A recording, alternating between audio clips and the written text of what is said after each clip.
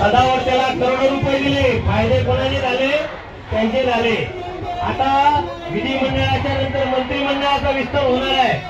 काल पडळकरांचं नाव चर्चेत आहे। फायदा कोणाचा आहे?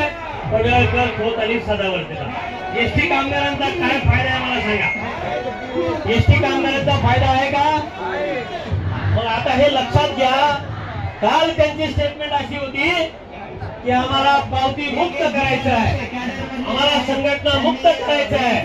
आणि मग तुम्ही आंदोलन कशासाठी टाकलं 17 तारखेला? सरकारला ब्लॅकमेल करायला? तुम्हाला आमदारकी मिळाली, मंत्रिपद मिळालं का आंदोलन मागे? मध्ये एकदा विधिमंडळाच्या वळी आणि त्यांनी उपोषण टाकलं पडळकरांच्या नेतृत्वाखाली आणि गेले मोठमोठे हार घेऊन, बरोबर ना?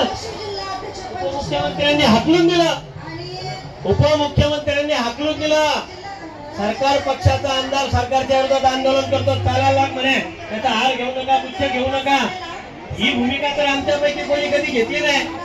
आम्हाला बोलायची कुठल्या आमदाराची मंत्र्याची हिंमत नाही झाली की चालायला म्हणून